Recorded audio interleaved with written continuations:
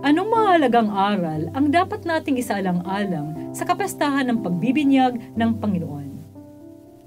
Maligayang kapistahan ng pagbibinyag ng Panginoon. Pasalamatan natin ang Diyos sa karangalang mapabilang sa katawan ni Kristo ang Santa Iglesia sa sakramento ng binyag na tinanggap natin. Alalahanin natin ng may pasasalamat ang araw na tayo ay bininyagan. Ganoon din, pasalamatan natin ang ating mga magulang, mga ninong at ninang sa kanilang pagsisikap na magabayan tayo at mailapit sa puso ng Diyos.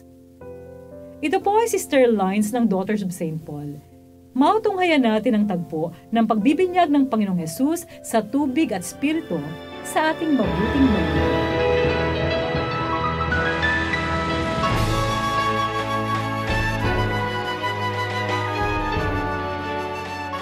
Ito ang sinabi ni Juan Bautista sa kanyang pangaral. Parating na kasunod ko ang gagawa ng higit pa sa akin.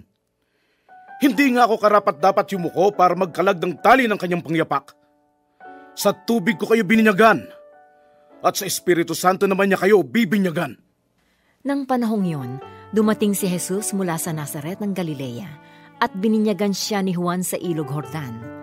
At pagkaahon niya sa tubig, nakita niyang nahawi ang langit at parang kalapating bumababa sa kanyang Espiritu ng Diyos at narinig mula sa langit.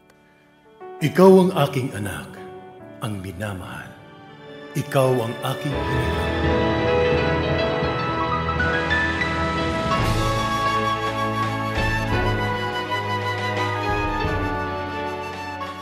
Sa kapistahang ito ng pagbibinyag sa Panginoon, meron akong 4 na puntos na nais bigyang pansin at ibahagi sa inyo.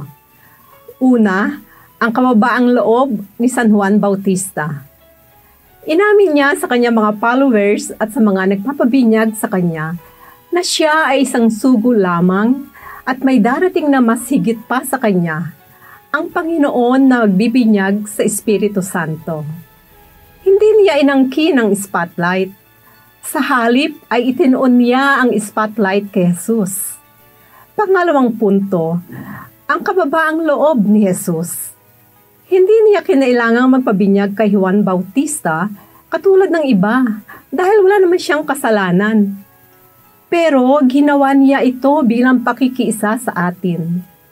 Sa pagiging tao, tinanggap ni Jesus ang realidad ng ating katauhan, maliban sa kasalanan.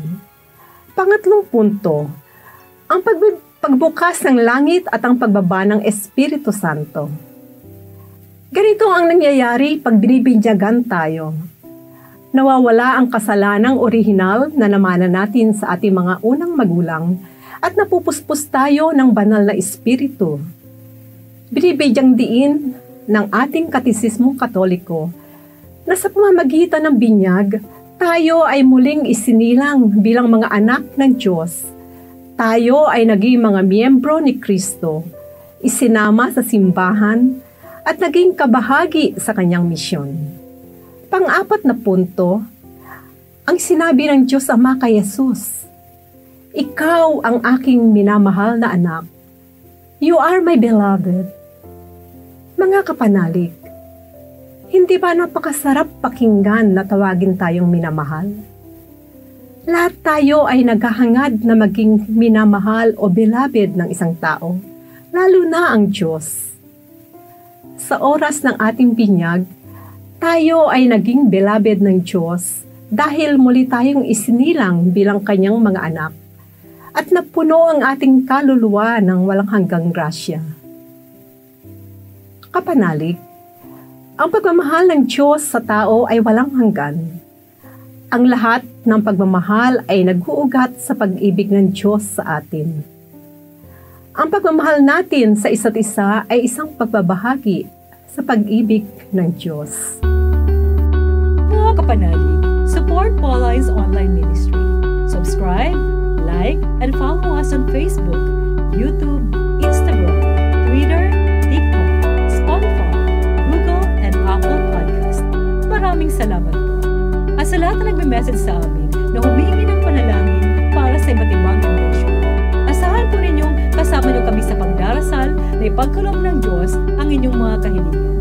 Ito po muli si Sister Lines ng Daughters of St. Paul na nagpapaalalang Bagong taon 2024, ating ipagkatiwala sa mapagpalang kamay ng Panginoong Diyos nating